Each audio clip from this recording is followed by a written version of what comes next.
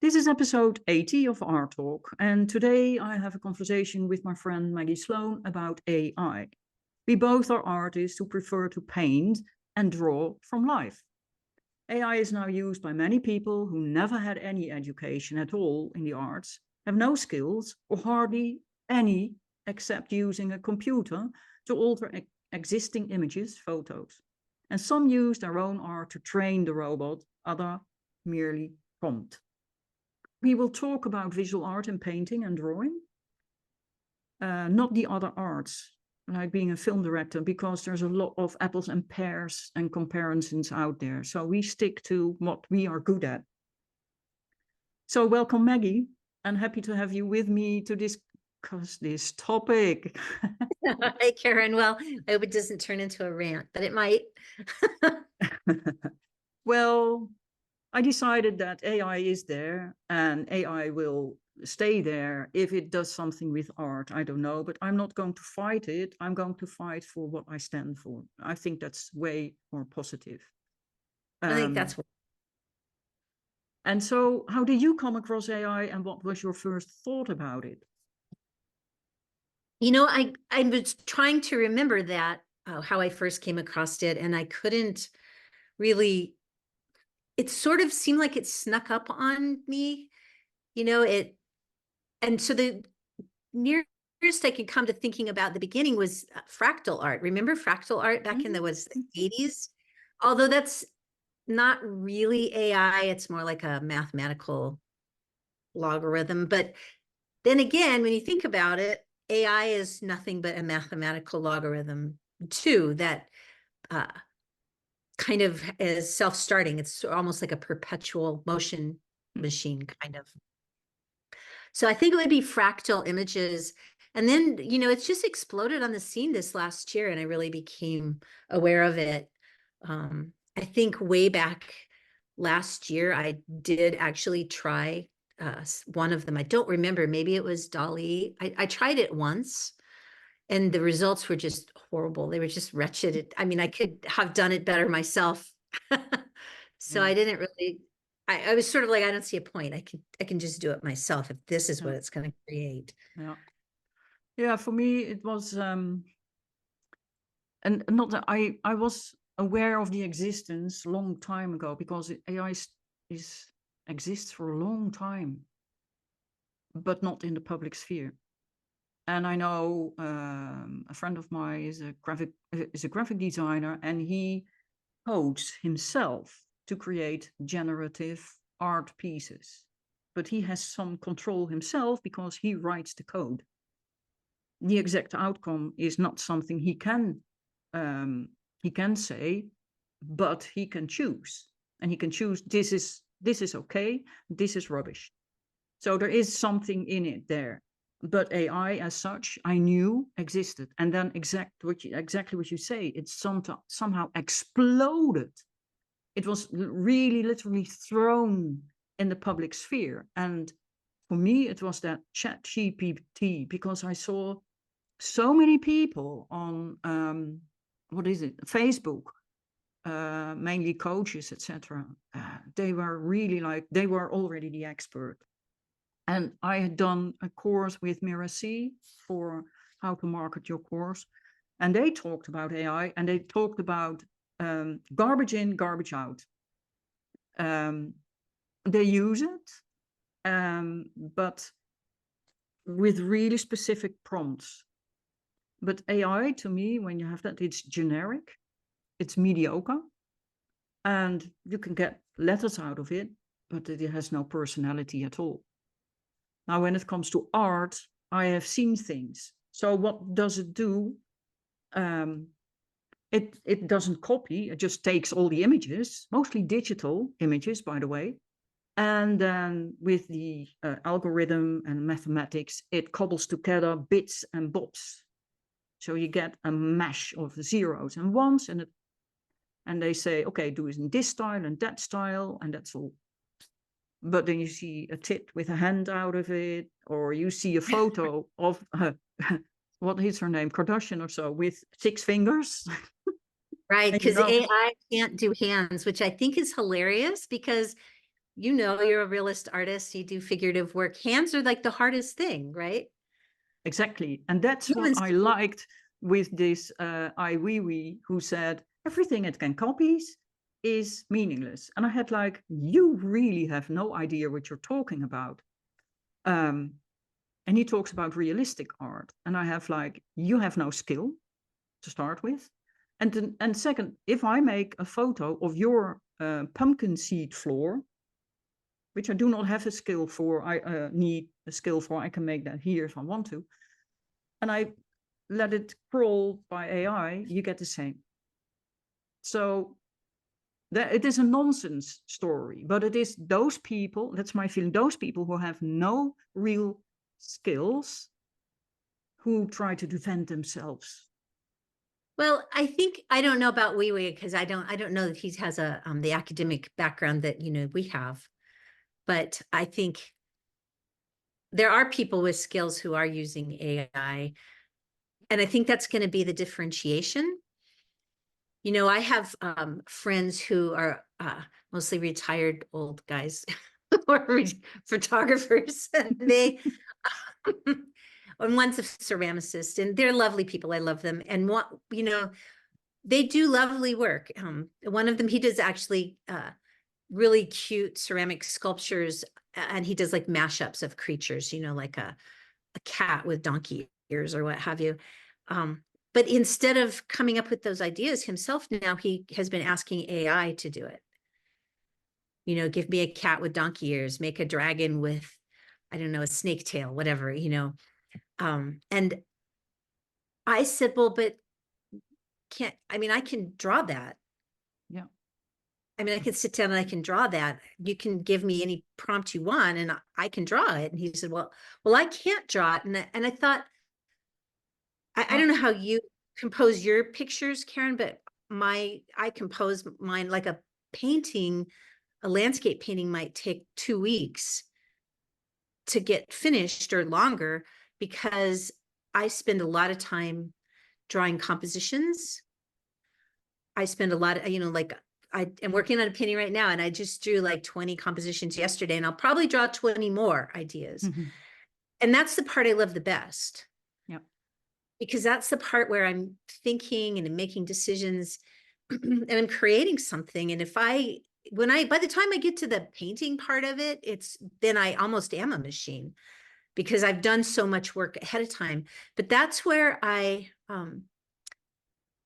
go down roads that I wouldn't have thought that I would have gone down. That's where, like maybe my first idea was, I thought it was great, but when I started exploring other ideas, my first idea was one I discarded.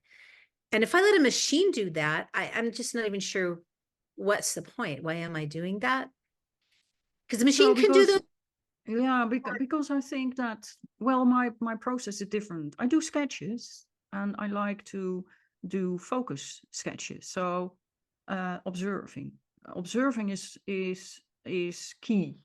If I do not observe, so not quickly this and then put it down, but really look, maybe 3 minutes, and then look away and do 10 minutes on a little piece, because then you start to see, and you start to enlarge your perception and your observation capabilities. Because what people do not understand is that they miss so freaking much because they don't look long enough. And so I am trained that way, to look, concentrate on one piece, and then walk to my easel and put that down. I look at directions, etc. So that's under drawing, under painting. But I now also have decided, because I want to challenge myself with pencil, because that's not really my tool, to do sketches like foreshortening. So I have my hand like that, and then I stare at it for a long time, and then I start drawing it. And so it has so many benefits. And there is the law of least effort. And that is that most people are inherently lazy. And I think that the problem is that they all want their 15 minutes fame. And we are driven by this strange idea that we need speed, more speed. So they are afraid of losing out of speed, that they are behind. You're never behind. In fact, you get more done and be more accurate and see more and get more opportunities if you start to observe. And that's also the importance of art, by the way. And so, Well, yeah. I agree with you. I was trained that way too for figurative work, to really look, and you know how your brain lies to you. Your brain tells you a thing is a thing, but your eye is the true thing. When you really look, you realize that your brain just told you, I don't know, like a head was tilted to the right, but your eye looks at it and goes, oh, no, wait, it's not. It's actually tilted to the left. Mm-mm. Because our brains are just not really reliable. Well, but that is when you observe for a longer time, you start to see more, you grow your perception of the things. And also, if you do it with your own hand drawing, you start to get something from your right hemisphere. You get insights that you do not and never will have with something as AI, because it is built on what people put in. And so it can't get more out. But if you try your donkey with a dragon tail, and you make sketches like you do, if you are in fantasy world, I think you get way more and way more fantasy. I think it's we live in a world where the real fantasy, the things that we get and channel down, we get through our right hemisphere, and put on the canvas or on the paper, is or has been downgraded.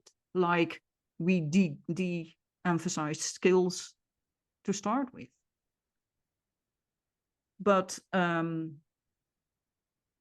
do I think this has a future? I don't think so, because we still need human imagination. A machine can't have any imagination. We still need human emotion. And I've seen when this Vermeer exhibition was on, they asked people to make something in the style of Vermeer, whatever. And they used AI to make the girl with the earring. It had no emotion at all. It was just a stiff image. It didn't say anything. That's what I find with most AI is that I've seen, especially the fantasy, and it's really, it's real big in the fantasy world, the deviant art world. Yeah. And it's like, I saw one image of it was an old man, and it was all swirly and lots of sort of net things that would be difficult for a painter to do. Not impossible, but difficult. You'd have to have a lot of skill to do it. And then I looked at it, and the skin was so detailed, like the AI had created every single pore and line, and it did not have any emotion for me. No. And also it took me, the uncanny valley. Do you know, have you heard that term, the uncanny valley? Mm-hmm.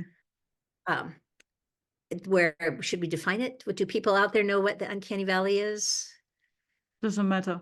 Explain it so that the people can. Well, my understanding of the uncanny valley is that humans are, when you see something that's so realistic, but not quite, it puts you in this, gives you a weird feeling, an icky feeling, because it's not something real. It's not a human. It's not an animal. It's not something that you can identify. That's my limited understanding of the uncanny valley.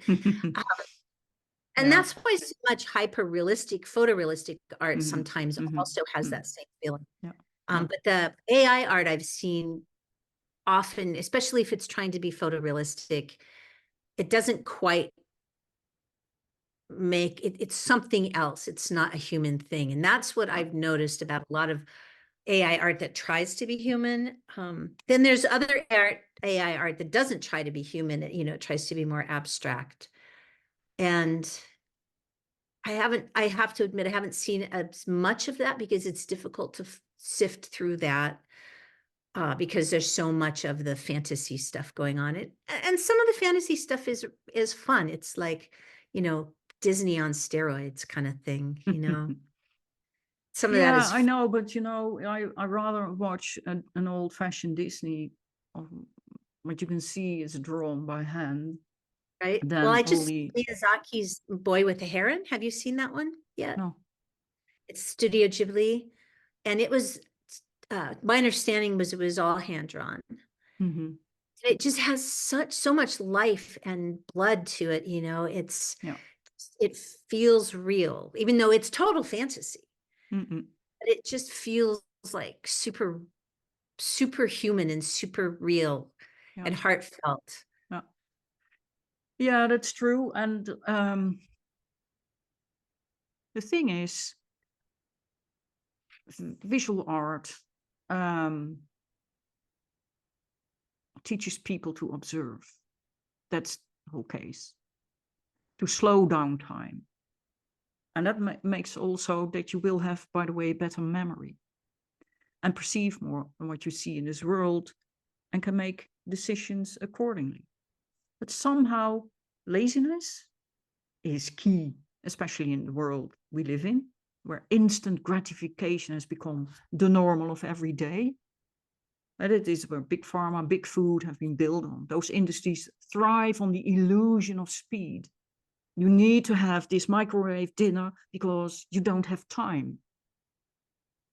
And that went on for generations. So now we are in a generation where people stare at a computer all the freaking time. And it means also that you get a devaluation of the IQ and the EQ, emotional quotient. So the only concern I have is when people see a real painting that is painted and they don't stare at it through their phone, because go to a museum, they do not even watch with their own eyes, they stare through the lens of a phone, is they don't capture the emotion anymore because they're not used to looking at faces in real time. I think And there's definitely been a downgrade of that, of emotion and connection, of human connection. yeah, and that is what we need. Human connection is way more important. I mean, it is horrible when you receive an email that you know and feel and see this is ChatGPT, because it's not personal. There's nothing personal in it. And I find that horrific. I write my own newsletters because I tell a story. And I think the world needs stories, and those are not AI generated. So yeah, I do. I'm going to admit, I do use ChatGPT and Claude to do my marketing hoo-ha. mm-hmm. If I have to write a bunch of captions for Instagram or what have you, or more likely I'll write a thing, like I'll write a press release. And then I'll say, turn this press release, I write the press release. And then I say, turn this press release into an cover email or a cover letter. And it does pretty well if you set up parameters for it. But those cover letters and those captions that I ask it to write, I do not consider those in any way, shape, or form my work. I consider that as if I've got a really clever secretary. Copywriter. Right. I've freelanced it out. It's not in any way, shape, or mine at all. Yeah. Well, that is also a problem when we talk about art, because the machines who generate these images are trained by, I heard lately, like 6 billion stolen images. They just scroll them from the internet, and mostly digital, because a lot of people are doing digital stuff. And yeah, there are a few people who are allowed to use the content of a museum and then generate these colorful bulbs that come out of the wall, etc. But look, stare at it for 2 minutes, and then it starts become boring. And so AI generates the image, not you. Even if it generates your work, then you are not the one who made it. It is always the machine who creates it. I've been thinking about that because I had that same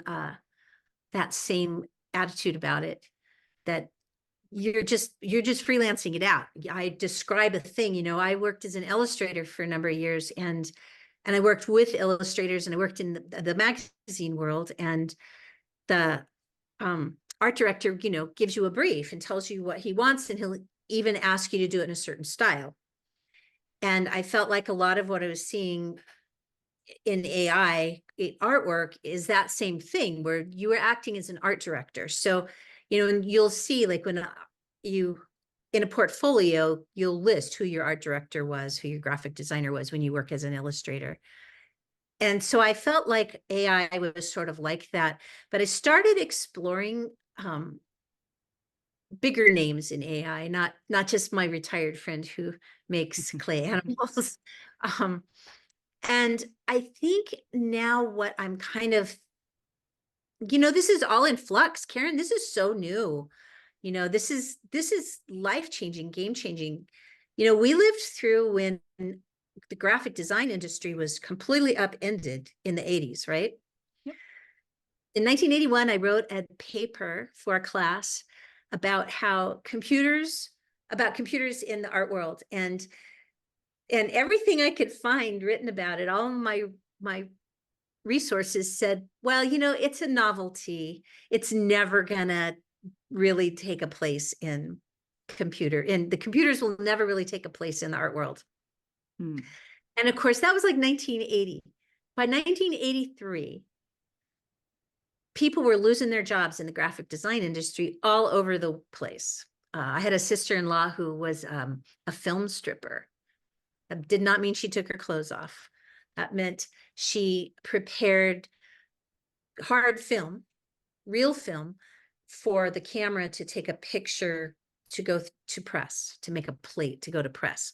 Well, that job, with the advent of computers and Adobe software and Macs, that just went away. You know, and that was a good job for her. Like, she bought a house on that job. She did that for years.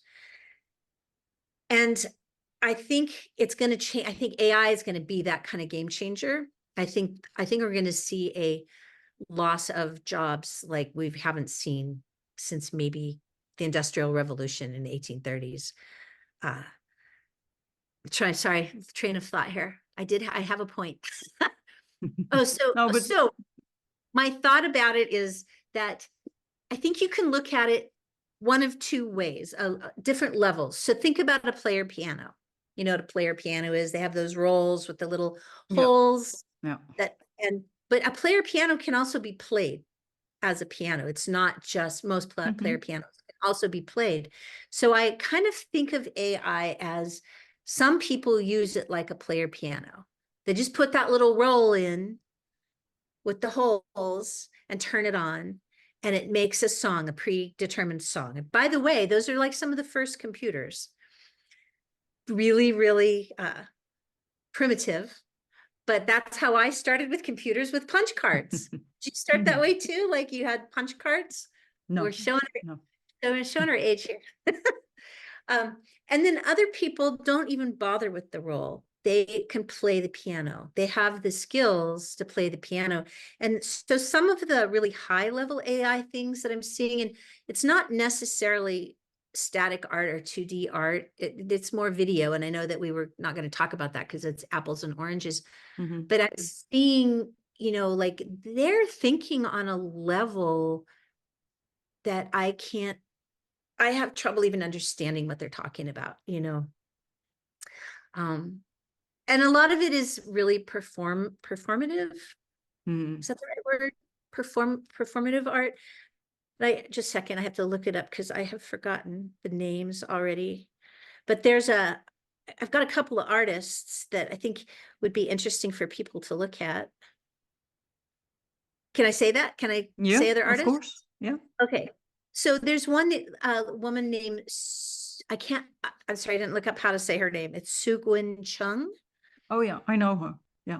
And she is an artist. She's with Bell Labs right now. So that's pretty cool. She's got a residency at Bell Labs. And she trained the AI on her hand, on her artwork. She didn't use other people's artwork. And I think that's an important point. She Mm-hmm. used her own artwork to train the AI. And she trained the robot arms to draw. And then she draws in dialogue with them so they're able to see what she's drawing and respond to what she's drawing. And I think that's interesting. And she makes 2D art with it that's abstract. That's, excuse me, it's kind of interesting. It's not my preferred kind of art because I like more realistic art. But it's interesting nevertheless. And it's a performance, you know, she's got the whole look and she dresses up and her hair's all done Oh up. yeah. So Yeah. she's got a whole performance going on, Mm. which is a part of the art world. I mean, we just Mm. know that's part of the art world. It always has been. And that's interesting. But I think it's interesting that she has used the AI as a tool. And I think it's interesting that she's having a dialogue with the machine. But that's something that you say is very important. She, as an artist, uses it as a tool. Most are not artists and claim to use it as a tool. And they say it's the same like a brush or whatever. I don't see it as a brush because it can't make those brush strokes. I haven't seen that anyway, but so I think there is a difference here. She is exploring what this robot can do, to how far she can train it, and how she and the robot can interact together. That is something different than stealing millions of art, make apps from a phone, and let everyone come up with rubbish. Yeah, you know, the whole idea about just the great piles of rubbish that are being created. When you think about artwork, if you go back in time, which I'm sure you do because you're an art historian, but it wasn't until, you know, the 19th century that images in people's homes were very common. Right? Mostly you found them in churches or rich people's home because most people were frankly just too poor to have images in their home. And as soon as, you know, printing presses, well, I mean, printing started when, Karen, in the 1400s? Sorry, when was Gutenberg? Gutenberg, well, we have here Plantain, that is in the 17th century. So 80, I don't remember dates well. I've got terrible time blindness, but people were able to start having images in their homes. And now we're awash in images. We have so many images that to tell somebody or to ask somebody to spend time with an image, it's really difficult. You know, what image do they choose? And I took because my, we're all overloaded. There is really an image overload. yes. And I think that's also the problem, because you see that people, they all want to jump on art. And what you said, graphic design. I have done graphic design. I have had a business in graphic design for 10 years. I get asked if people have work for website or whatever constantly, because the real graphic designers lose jobs because all the nitwits go to Canva, who also uses AI, by the way. And you can see that because they have no insight in color theory. They don't know nothing. They don't know anything about typography. It shows. It shows. But it's like we've talked before, Karen, if you don't know what you don't know. No, and that's a problem, because if you say that it doesn't match or that doesn't, then they feel attacked instead of wanting to learn. And I think it's inherent on where we live in this era. Everything needs to be faster, fastest, as fast as you can. I need to paint 20 canvases, and then I do this with AI. I go to the printer and it prints it on the canvas. But if I look at those images, I miss something. I miss the emotion. There is no emotion. There is no authenticity. I miss the energy that comes off because it isn't there. People dig that stuff, though. Last summer I exhibited next to a photographer who is an early adopter of AI, and he's a good photographer. Again, he's a retired guy, but he's a good photographer. He has some skill there. But he uses AI, and he did all these sort of cute little animals with big eyes and carrying in hiking clothes. And so we were exhibiting in the mountains where, you know, people are wearing hiking clothes. I'm wearing hiking clothes today. That's what we wear here. And he did really well. He had these cute prints of these cute little animals, and people loved it. He sold out. I mean, people just loved that stuff. So I don't know. And you know, the price point was really inexpensive too. There is always that too. I don't know how much of it is fashion, how much of it is, you know, the Disneyfication. It's a trend. I've seen. I was in the other art fair in last year, and I saw someone who is trained like you and me, and she used it to make a point. So she asked to make an image, and then she painted the image. And it was a bit like what Maggie said. This is not a pipe.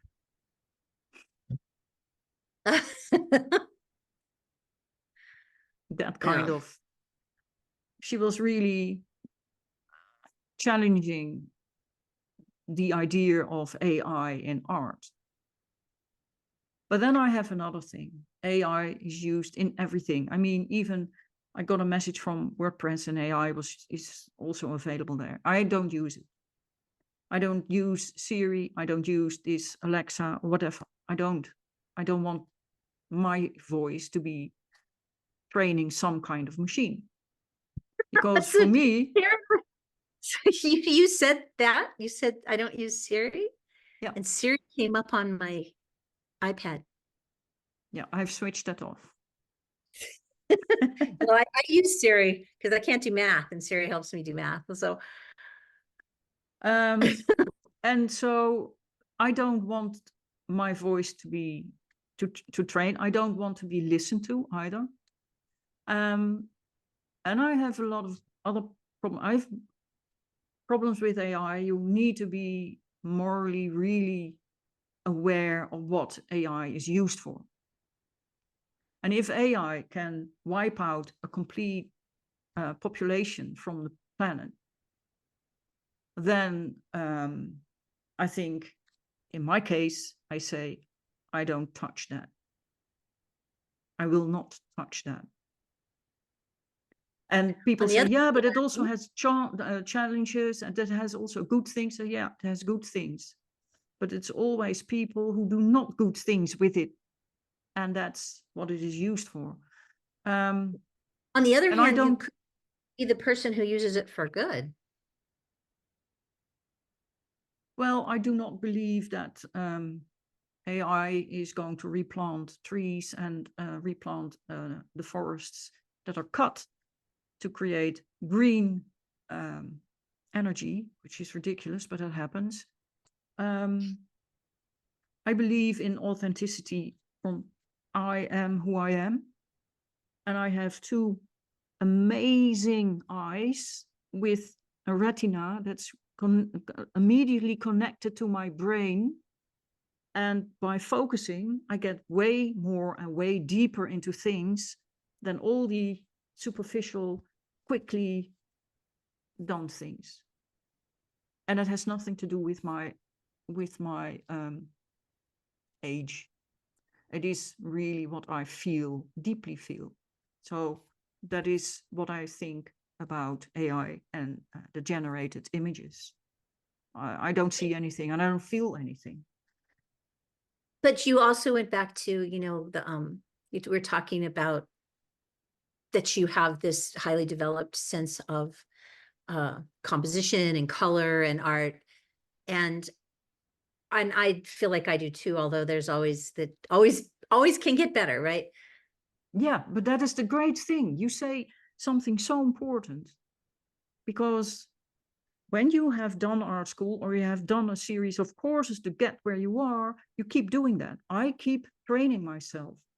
And maybe it's because I'm a classically trained musician. I had to train my music. And when I finished my art academy, my art music academy, it isn't like, okay, now I'm ready. I can sit here. And when I have a gig, I can play. No, you have to constantly study. And that's the same with art. And that is And the it problem, changes because you. people don't do that. They don't want to put effort in it. It is lazy. They just use some computer. And by the way, my friend who is working with computer generated art, who codes himself, pulls through whole nights to do that. And he always explores, and he always is working on, how can I do this better? How can I do this? How can I create more beauty, etc., with colors and shapes? But he is doing that in collaboration with. He's doing AI art too? I'm sorry, No, I missed the. no, he's not doing He's- AI art. He is coding himself. He's a coder. And he can, by the way, paint like you and me. Also, Yeah, I he think had that training. maybe that, you know, in the future, people are going to need all of that training I to think in be. the future, people go back to where they belong, because this way you don't make connection. You don't see what you can see because you have not trained your observation skills. And even if you're not an artist, it's still important. And so my last thought about AI is that I don't think it is a good thing for the future. And a lot of people will disagree with me, but I think we lose out on way too much things that our brain can do better. But we need more time. We need to slow down time. That's why when I observe, I can stare at something for 5 minutes, and then I can repaint it from memory or redraw it from memory. So that's a skill that you've developed in your brain. And my fear about the use of computers for everything and losing our physical skills, our hand skills, is there's a lot of evidence that shows that that develops different parts of your brain. So for example, a lot of schools, elementary schools, have started teaching kids how to write cursive again, because, you know, that went out of fashion for a while because they just thought everybody could type. But it turns out that writing cursive, learning to write with your hand, develops parts of your brain and parts of your skill set that you don't get. And it's an important part of development that you don't get when you just type. Or another great example is reading paper maps. How many people use paper maps anymore? Probably you and I, maybe some of the last, but they find that that develops a part of your brain. And cab drivers, like in New York City or wherever, the part of their brains that are developed, that I guess there's a certain part of your brain that develops a spatial awareness and keeps the mental maps of an area in your head, because the cabbies don't have to look at a map usually. No, no. Now they do though. Now they use their Google Maps or their Apple Maps or whatever maps. And I do too, actually, but I still use a paper map because I want to have that overall sense of what an area looks like. I don't want just Yep. a little tiny dot, Yep. you know. Yep. Yep. And that develops a part of your brain. And when you don't have that stimulus, you lose that. And that's the thing I really worry about, losing people not having hand skills to draw or paint, that they're going to be losing a part of their brain. Now, you could say that, well, they're developing a different part by coding, but not everybody's going to be coding AI. They're just going to be saying, make me a cat in the style of Picasso. Well, that's the whole problem. What's his name? Dr. Ian McGilchrist, the master in misery. He writes that we have made the left hemisphere dominant, whereas it shouldn't be. The right should be dominant. And he, I saw him Or at on least Twitter balance. once. Well, you need whole brain function. But when you do what we do, you get into, when you are making your compositions, you get into a certain flow and you get insights and imagination. It is your brain that has the imagination, not a computer. Your brain has the imagination. Well, and that and is then always also, sorry. more important and more strong than, but you lose that if you don't use it. So it That's is that, true. it's as simple as that. It's true. And I also think when I don't know how other artists work, but this is how I work. When I'm making the compositions, I'm drawing, I'm thinking at the same time about and I am thinking about the end product. How am I going to paint this? How is this going to work? What colors will I use here? And, you know, watercolor is such a layering thing. You know, you have to, Oil also, yeah. well, that's true. I do work in some in oil, but not so much. So I don't think in oil terms, but I do think in watercolor terms. And it's all about layering, like where's my light going to be? Where's my midtones? Where's my dark? And so I'm balancing all of these informational data points in my own head. Mm-hmm. And if I just ask an AI to, AI, make me 250 compositions, possible compositions of whatever. I'm working on daffodils right now. I've missed those hours of work. I guess, you know, maybe it depends on why you're doing it, you know? Are you Well, I doing? don't know. It's I heard you saying that. I was thinking about music because as you're trained as a classical musician, you build repertoire, but you first need to have the knowledge and the skill, and then you can let go. And what I see now is people start at the end and not at the beginning. They don't want to begin at the beginning because it takes time, and they want to show off immediately. That's easier. But the main part for me is still our imagination is human. And that is a very important part of who we are and how we have built things. And I hope can still build things. But it is, it's a lack of the imagination that will get, stronger if you only focus on a computer and ask a computer everything to do. You don't have to think anymore. Yeah. And that is my last thought about AI. People need to do what they want to do. But I think it's important that we talked about it here and give our concerns, our thoughts about it. And no matter what, I mean, that artist you mentioned, I've heard from her before. She is a performance artist in a way, and she uses it completely different. But she will move on because there are other things that she finds interesting and will take on. This is not someone who will probably stay with AI. If something else is there, then she will do that. Yeah, but the majority. It'll be curious to see where AI takes us. I mean, And a lot of the more interesting AI I see is in the video realm, is in movement and performance. Mm-mm. And I think that leads me to wonder, like, what exactly is the future of still images? What's the future of 2D art?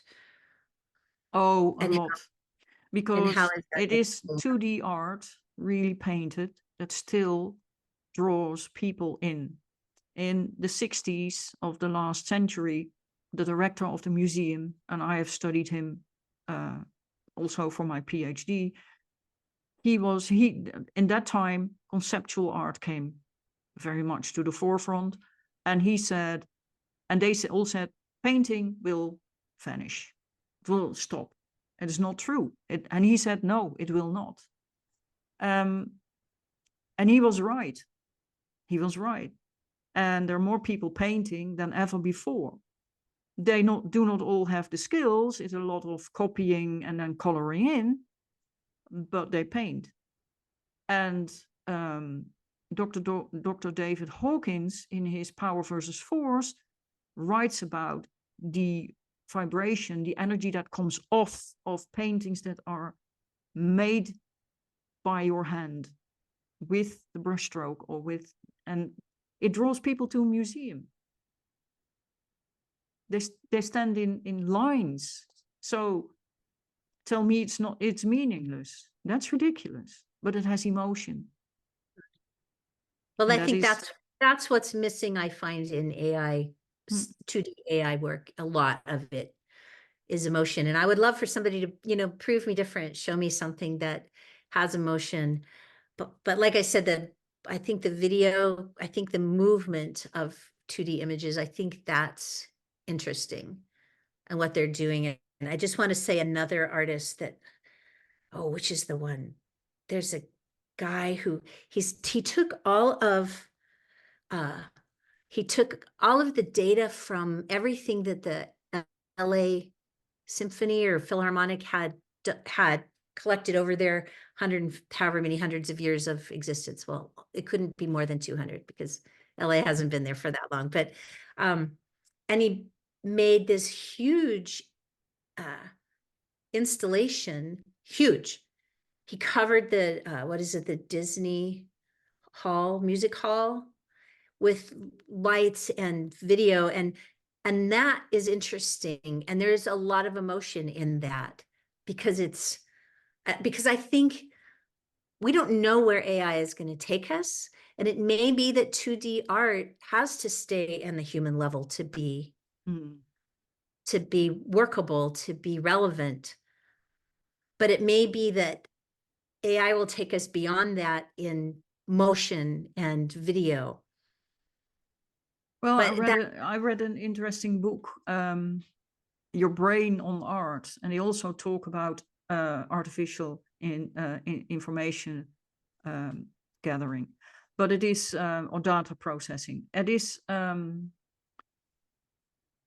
They said, yeah, they measured that with certain AI things, the brain was showing happy